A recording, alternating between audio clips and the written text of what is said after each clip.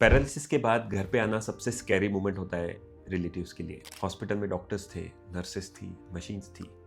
घर पे लेकिन आप अकेले और हजारों सवाल। आज मैं आपको 7 टिप्स दूंगा जो कि आपको घर पे फॉलो करनी चाहिए और सभी केयर गिवर्स को हम हॉस्पिटल में देते हैं। ये सिंपल टिप्स है, कोई रॉकेट साइंस नहीं। पहला टिप, पोजीशन बदलो, प्रॉब्लम रोको। पैरालिसिस के पेशेंट को हर 2-3 घंटे में हमें पोजीशन चेंज करनी चाहिए। कभी राइट साइड, कभी लेफ्ट साइड, या तो फिर कभी सीधा बिठा के। दूसरी चीज़, जो पैरालिसिस का पार्ट है वो हाथ ऐसे लटके हुए नहीं रहना चाहिए। हमेशा शोल्डर आधे रखें, कोहनी को सपोर्ट दें और उंगलियां खुली रखें। ये दोनों चीज़ें आपका बेड सोर और शोल्डर का पेन दोनों बचाएंगे। दूसरी टिप, खिलाने का सही तरीका। पैरालिसिस के बाद गलत तरीके से खाना खिलाना बहुत डेंजरस हो सकता है। ये गोल्डन टिप याद रखो, लेटे हुए कभी मत खिलाओ। हमेशा 60 से 70 डिग्री एंगल में बिठा के खिलाना है। छोटी छोटी बाइट्स, कंधा सीधा रखना है। खाने के बाद आधे घंटे तक बिठा के रखना है। ये छोटी सी टिप अपने लंग इन्फेक्शंस को आधे से कम कर सकती है। तीसरी टिप, रोज 2 मिनट पैरालिसिस पेशेंट को दो। उन्हें स्माइल करने बोलो।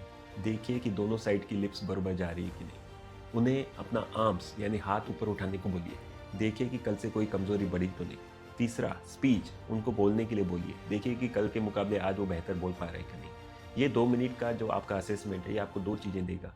एक तो आपको प्रोग्रेस बताएगा और दूसरा वार्निंग सिग्नल पहले से बता देगा। टिप नंबर 4, मूवमेंट बंद मत कीजिए।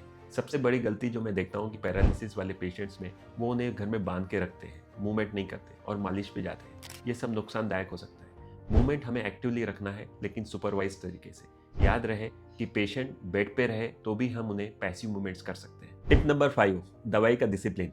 जो स्ट्रोक के बाद आपको डॉक्टर्स दवाई प्रिस्क्राइब करते हैं, चाहे वो बीपी की दवा हो, चाहे वो खून पतला करने की दवा हो, चाहे वो शुगर की दवा हो, ये हमें नियमित रूप से बरोबर टाइम पे लेनी है। दवाई बिल्कुल भी बंद नहीं करना है। दवाई बंद करने के स्ट्रोक रिस्क फिर से बढ़ जाती है। पहले साल में वापस स्ट्रोक आने के चांसेस सबसे ज़्यादा होते हैं। टिप नंबर 6, मूड को सीरियसली लो।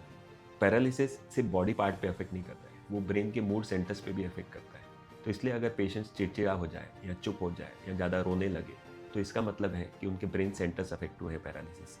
तो ऐसे पेशेंट्स पे हमें डांटना नहीं है, उनके ऊपर चिल्लाना नहीं है। धूप में लेके जाइए, थोड़ा म्यूजिक सुनाइए, तुम ठीक हो जाओगे ये बोलिए। ये दवाई से भी ज़्यादा असर करता है। 7वीं और सबसे इंपॉर्टेंट टिप, केयर गिवर्स का ख्याल। जो लोग पेशेंट की सेवा करते हैं उन्हें अपनी सेहत भी अच्छी रखनी है।